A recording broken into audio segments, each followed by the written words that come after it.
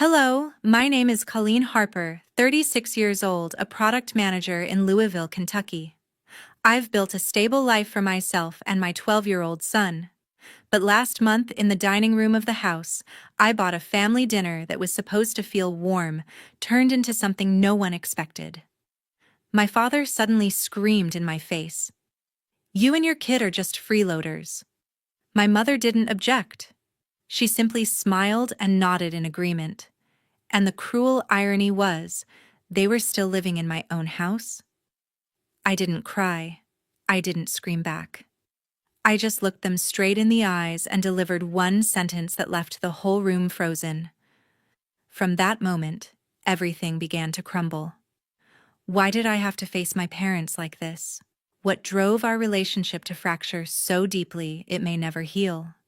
What would you do if you were in the same situation? Share your thoughts. Your story might be the message someone else needs to hear. To understand why I drew that line, I need to take you back to where it all began.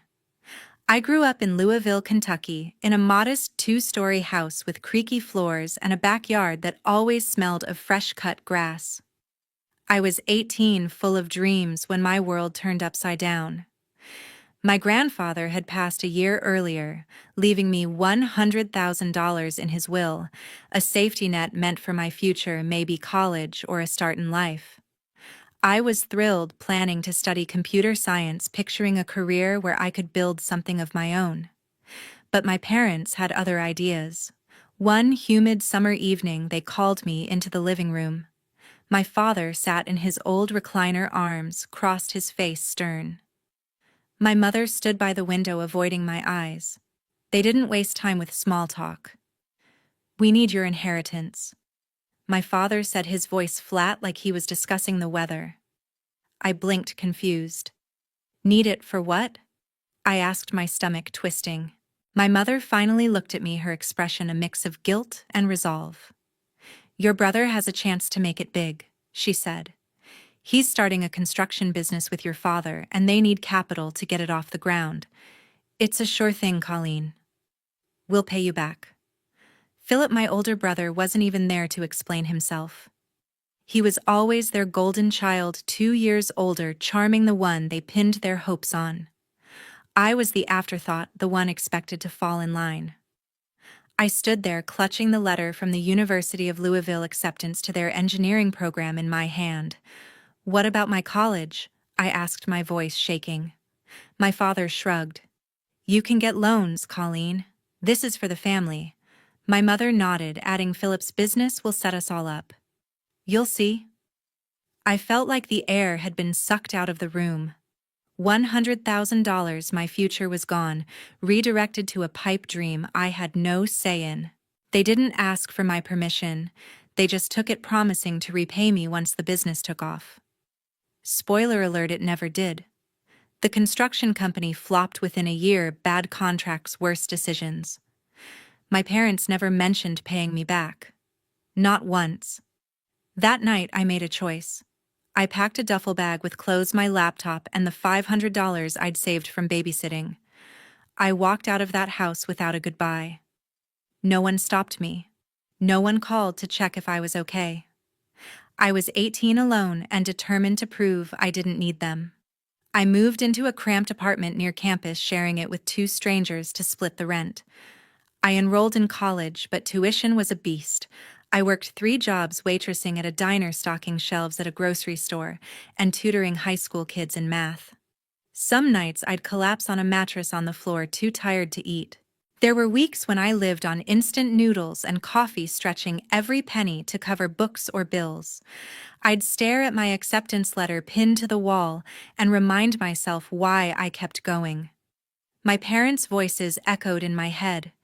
This is for the family. Their family never included me.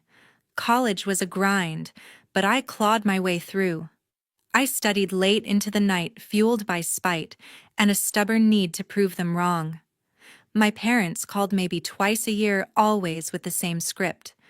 "How's school?" my mother would ask, her tone distant. Before I could answer, she'd pivot. "Your brother's working so hard on his new project." Philip, always Philip. Never a question about how I paid my rent or if I had enough to eat. I stopped expecting them to care. By my senior year, I was burned out but unbreakable. I graduated with a degree in computer science, top of my class, and landed an entry-level job at a tech startup in Louisville. For the first time, I could breathe. I paid off my student loans bit by bit, moved into a small but decent apartment, and started building a life. Then I met my ex-husband. He was a colleague, sharp, funny, the kind of guy who seemed dependable.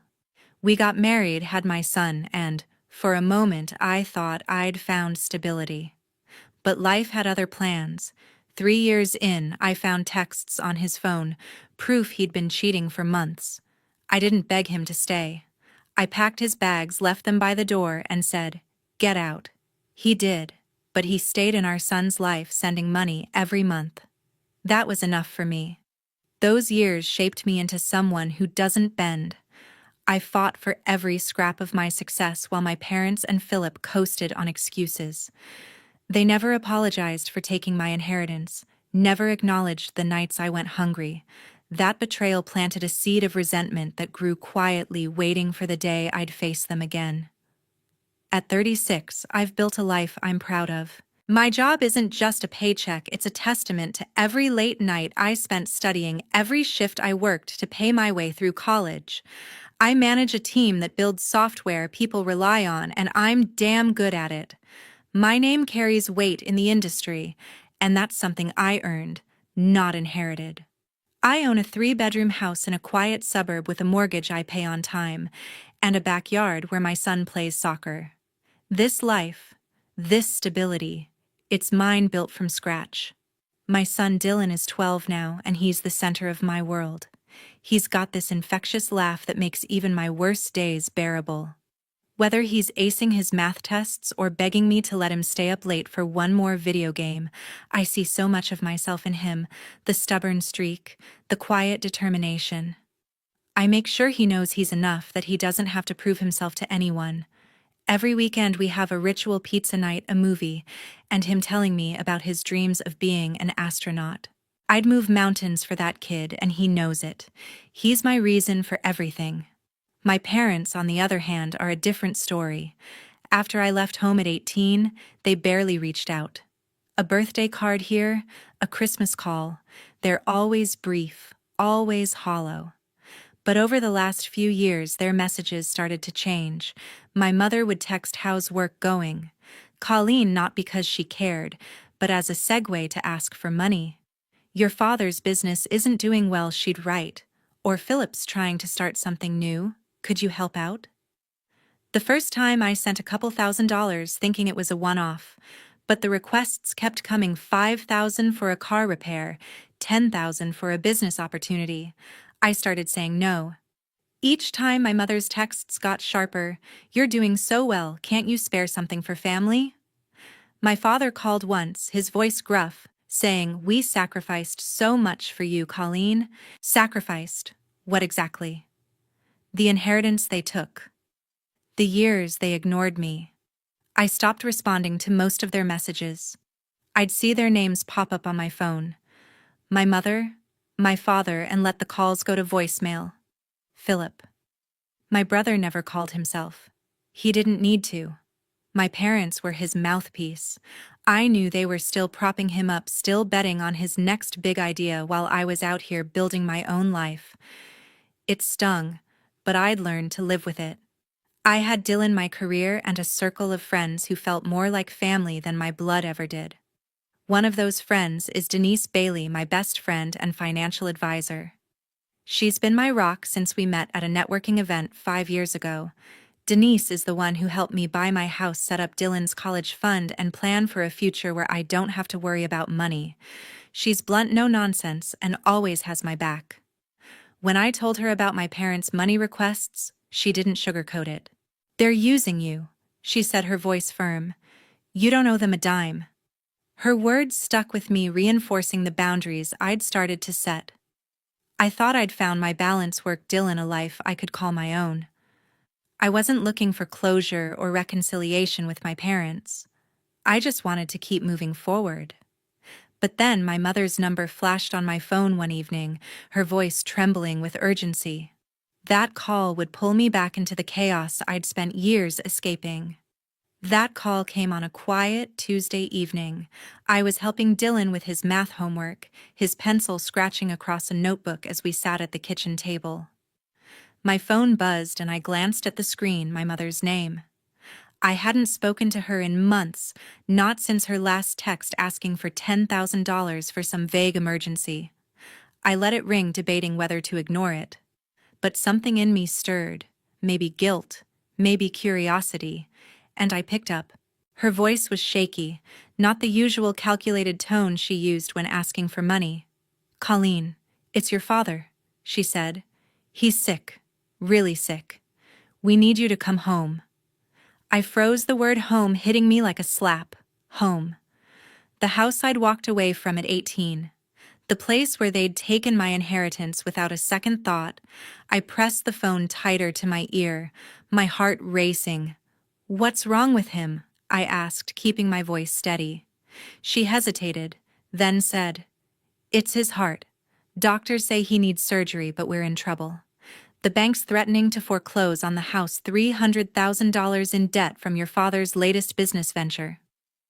Her words were rushed, almost desperate, but I caught the familiar undertone. They needed something from me.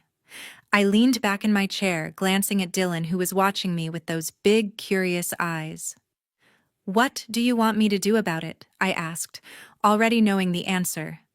My mother didn't miss a beat. "Come back, Colleen. Talk to the bank, maybe help us out. You're doing so well and we're family." There it was, the same tired line she'd used for years. Family.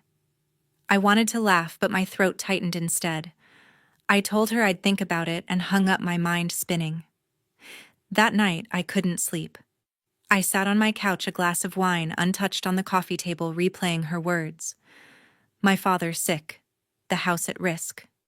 $300,000. It wasn't just about money, it was the weight of everything I'd buried since I left. Part of me wanted to ignore them, let them deal with their mess. They'd never cared about my struggles, so why should I care about theirs? But another part? The part that still remembered my father teaching me to ride a bike, or my mother baking cookies when I was little, gnawed at me. What if I didn't go back? Would I regret it when it was too late?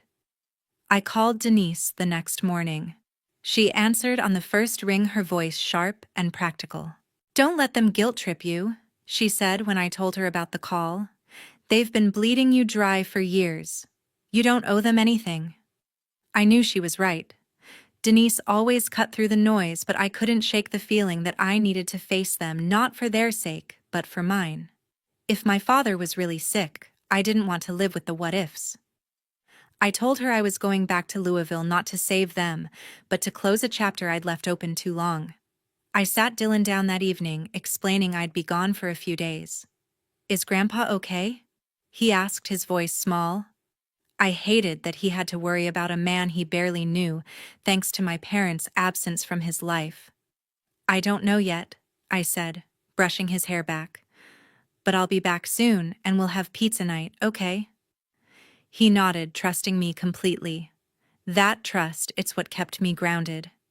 Packing for the trip felt surreal. I hadn't been to my parents' house in years, not since a tense Christmas visit when Dylan was 5. I booked a flight, arranged for Dylan to stay with a trusted neighbor, and called my boss to take a few days off.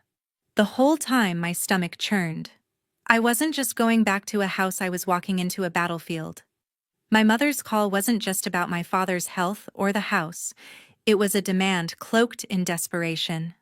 I knew they'd ask for money, probably more than I could imagine. And Philip, my brother, was probably lurking in the background, ready to benefit from whatever I gave. As the plane touched down in Louisville, I felt a mix of dread and resolve.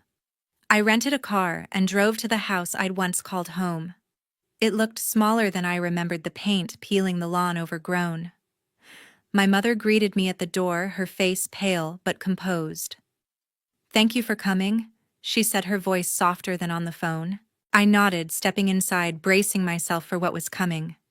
My father was in the living room looking frailer than I'd ever seen him, but his eyes still had that stubborn glint.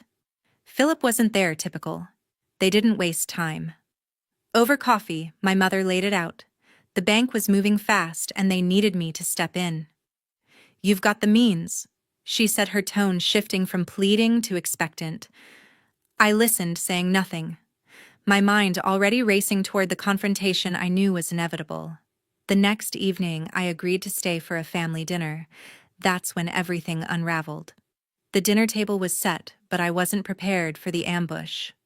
I'd agreed to stay for the meal, hoping for a civil conversation, maybe some clarity about my father's health, or the foreclosure looming over their house.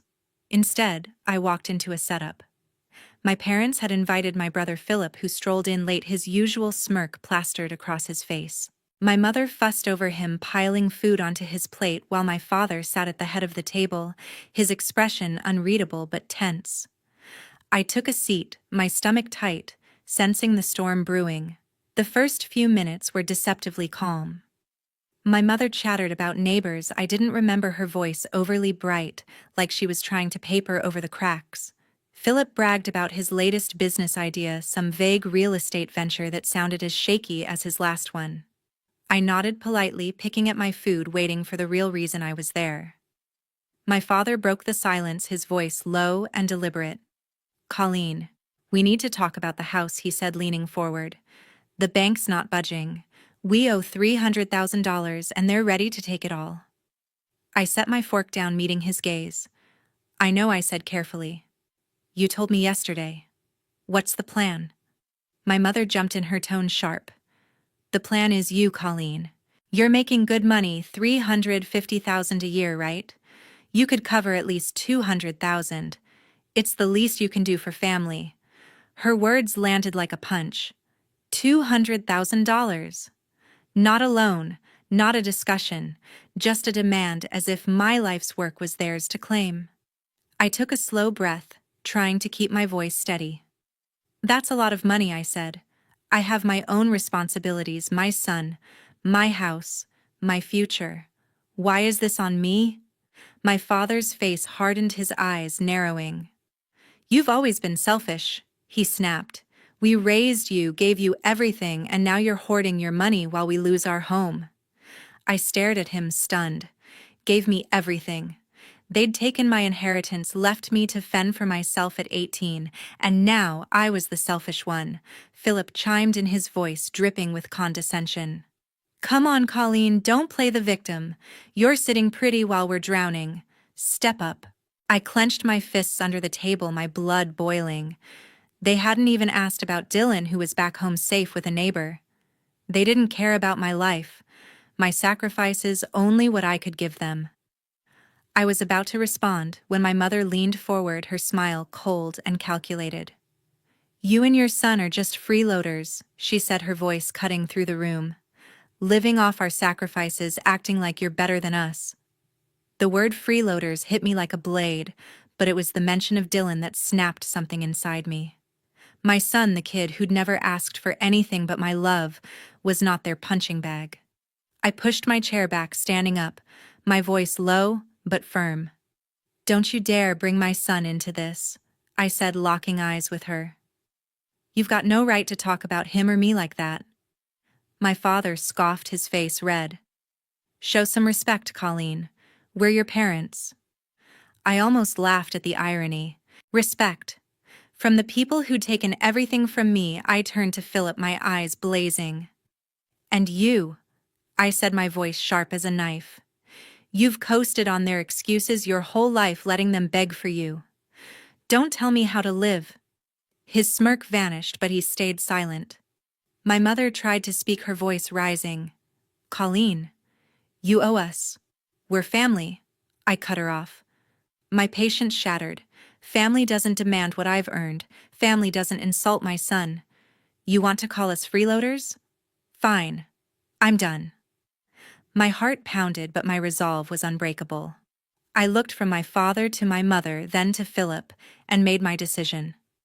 "I'm through letting you walk over me," I said, each word deliberate. "I'll take charge of this for me and Dylan, not for you." My mother laughed, her tone dripping with scorn. "Take charge, you've always been a dreamer, Colleen. You'll never outdo us." I held her gaze, unflinching. "Keep talking. You'll see." The room fell silent, their faces a mix of shock and contempt. My father slammed his hand on the table, his voice a growl. "You think you're better than us? You're nothing without this family." I didn't flinch. I'd spent years building my life, and their words couldn't touch me anymore. I walked out of the dining room, my hands steady, my mind racing with a plan. I called Denise that night, her voice a lifeline. "You're really done with them?" she asked, her tone a mix of worry and pride. "I have to be," I said. "For Dylan. For me." She didn't argue, just promised to help. I knew the fight was far from over. I thought the worst was over, but my mother had other plans. 2 days after the dinner, my phone started buzzing with notifications. Friends, coworkers, even Dylan's soccer coach sent me messages. "Have you seen this?" I opened TikTok, and there it was, a video from my mother's account. Her face, tear-streaked voice, trembling with rehearsed emotion. "My daughter abandoned us," she said, clutching a tissue. "She's got all this money, but won't help her own family save our home. She's turned her back on us, on her own blood." The caption read, "Ungrateful daughter leaves parents to lose everything." It had thousands of views, hundreds of comments calling me heartless, selfish, a disgrace. My stomach churned. Eleanor had taken our fight public, twisting the truth to paint me as the villain. I sat on my hotel bed staring at the screen, my hands shaking with anger. She hadn't just insulted me, she'd dragged Dylan into this, implying he was part of my so-called betrayal. I wanted to fire back, post my own video, tell the world how she and my father took my inheritance, how they called us freeloaders. But I knew better. Reacting in anger would only fuel her narrative. I needed to be smarter, strategic. I called Denise, my advisor, who picked up immediately. "I saw the video," she said before I could speak. "It's disgusting, Colleen. What do you want to do?" I paced the room, my mind racing. "I want to take control," I said, my voice steady despite the rage. "They're not going to bully me into submission, not this time." Denise didn't hesitate. "Then let's hit them where it hurts. The house, they're desperate to keep it. You've got the means. Buy it out from under them." The idea sparked something in me. It wasn't just about revenge. It was about reclaiming what they'd tried to take: my power, my dignity. I told her to start the process, and she promised to connect me with a lawyer by morning. The next day, I met with a real estate attorney. Denise recommended a sharp woman named Laura, who laid out the situation. The bank was ready to foreclose on my parents' house due to their $300,000 loan default. Laura confirmed I could buy the property directly from the bank, wiping out their claim. "It's not cheap," she warned, "but your finances can handle it. You'd own the house outright and they'd have no leverage." I nodded, my resolve hardening. This wasn't about saving them, it was about ending their hold over me. Denise worked her magic, pulling together my savings, investments, and a loan I could comfortably manage. Within a week, we had a deal with the bank. I signed the papers, my hand steady, as I became the legal owner of the house I'd grown up in. It felt surreal, like closing a wound I'd carried for years. But I wasn't done. I had Laura draft a contract. My parents could stay in the house, but only if they agreed to repay the $300,000 over 5 years with interest. If they missed a payment, they'd be out. It was a lifeline, but one with strings, my strings. I didn't tell them right away. I wanted the news to land with weight. Instead, I had Laura send an official notice to my parents and Philip outlining the new reality: I owned the house, and they were tenants bound by my terms. The notice also included a cease and desist letter demanding Eleanor take down the TikTok video and stop spreading lies. Defamation has consequences. Laura wrote her words crisp and unyielding. I knew my mother would see it as a slap, but I didn't care. She crossed a line and I was done playing nice. When the notice arrived, my mother called, her voice shrill with fury. "You think you can control us, Colleen?" she spat. "You're no better than us, throwing your money around like you're some big shot." I let her rant my silence louder than her words. "You got the notice," I said finally. "Follow it or face the consequences." I hung up, my heart racing but my conscience clear. Philip texted later a single line: "You're ruthless." I didn't respond. He wasn't wrong, but I wasn't sorry either. I flew back to Louisville that weekend, picking up Dylan from the neighbor's house. He ran to me, his smile brighter than the sun. "Did you fix everything?" he asked, his voice full of trust. I hugged him tight, my throat tight. "I'm working on it, kid," I said. I didn't tell him about the house or the video, not yet. He didn't need to carry that weight. But I knew this fight was far from over. My mother's silence after the call felt too calculated, like she was planning her next move. I sat with Denise that evening, going over the paperwork. "You're playing a dangerous game," she said, her tone half warning, half admiration. "They're not going to take this lying down." I nodded, staring at the contract in my hands. I'd taken a stand, but I was ready for whatever came next. My mother's silence didn't last long. A week after the legal notice arrived, I got a call from Laura, my attorney. "They're refusing to sign the contract." She said, her voice calm but firm. "Your parents claim they don't owe you anything and they're demanding to stay in the house." I wasn't surprised. Eleanor and Kenneth had spent their lives dodging accountability, always twisting the narrative to suit them. But this time, I held the cards. I own the house now, every square foot of it, and their refusal only sealed their fate. I told Laura to move forward with eviction proceedings. "No more chances," I said, my voice steady. They made their choice. The eviction process wasn't quick, but it was thorough. Laura filed the necessary paperwork and a court date was set. My parents fought back, of course. Eleanor sent me a flurry of texts, each one sharper than the last. "You're tearing this family apart," she wrote. "How can you do this to your own blood?" I didn't respond. Her words stung, but they didn't sway me. She'd called Dylan a freeloader, smeared me on TikTok, and expected me to bankroll their mistakes. Kenneth's messages were colder, more direct. "You'll regret this, Colleen." I saved every text, every voicemail, handing them over to Laura as evidence of their hostility. Philip stayed quiet for the most part, but I knew he was in the background egging them on. He'd always been their golden child, the one they propped up while dismissing me. When Laura served the eviction notice in person, she told me Philip was there, his face pale, but his mouth shut. He didn't dare confront me directly, not after I'd called him out at the dinner. The notice gave them 30 days to vacate. If they didn't, the sheriff would step in. I didn't want it to come to that, but I was prepared. I'd spent too long letting them walk over me, and I wasn't bending now. By the end of the month, they were gone. Laura confirmed they'd moved out, leaving the house in disarray, boxes, half-packed furniture shoved against walls as if they'd left in a huff. I flew back to Louisville to inspect the property. Walking through the rooms felt strange, like stepping into a memory I didn't want to relive. The kitchen where my mother once baked cookies was now cluttered with unwashed dishes. My old bedroom, where I'd dreamed of a future beyond their reach, had been turned into storage for Philip's failed ventures. I didn't linger. I hired a cleaning crew and put the house up for rent. The income would cover the loan I'd taken to buy it, and anything left would go to Dylan's college fund. I learned later that my parents had rented a small apartment on the edge of town. Kenneth's health was still fragile, but he was managing according to a mutual acquaintance. They'd found part-time jobs, Eleanor at a grocery store, Kenneth doing bookkeeping for a local business. For the first time in years, they were forced to stand on their own. Philip, unsurprisingly, had moved in with them, still chasing his next big idea. I didn't care to know the details. Their lives were no longer my burden.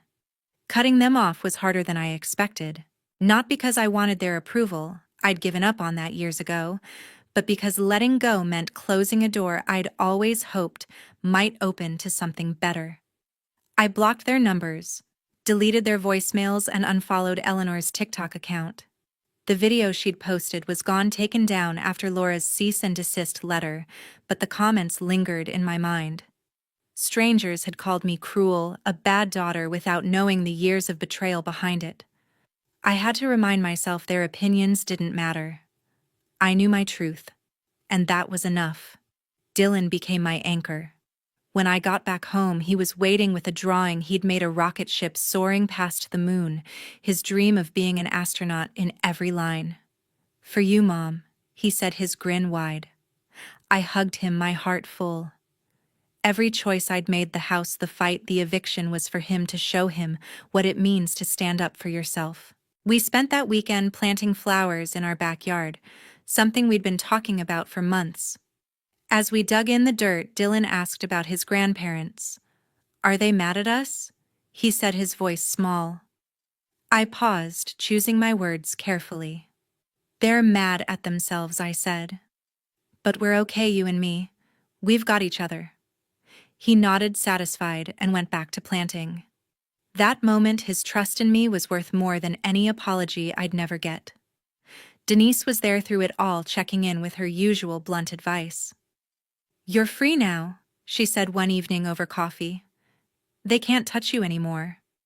She was right, but freedom came with a weight. I'd spent so long defining myself against my parents' failures, their demands, their betrayal. Now I had to figure out who I was, without that fight. I threw myself into work, taking on new projects, mentoring younger colleagues. I wanted Dylan to see a mother who wasn't just surviving but thriving. My team at the tech firm noticed the change, my focus sharper, my confidence unshaken. I wasn't just a product manager anymore. I was someone who'd taken back her life. I thought about Travis, my ex-husband, a few times during those months. He'd stayed out of the drama, true to his hands-off approach. When he called to check on Dylan, I kept it civil. "You're doing good, Colleen," he said once, his voice softer than usual. I didn't need his validation, but it felt like a small acknowledgement of how far I'd come. Dylan deserved a father who showed up, even if it was just through phone calls and birthday cards. I made sure those lines stayed open for his sake. Looking back, the lesson wasn't about winning or losing. It wasn't about the house, the money, or even the pain they'd caused. It was about respect, something my parents never understood. Family isn't just blood. It's the people who see you, who lift you up, who fight for you as much as you fight for them. My parents and Philip chose themselves every time. I chose Dylan, Denise, the life I'd built from nothing. That's what family means to me now. I still drive by the old house sometimes when I'm in that part of town. It's rented out to a young couple now, their kids' bikes scattered on the lawn. It's just a house, not a home. Not for me, not anymore. Dylan's laughter fills my house, our house, with a warmth I never knew growing up. I don't know if my parents ever learned their lesson, and I don't need to. I've got my son, my work, my peace. And that's enough.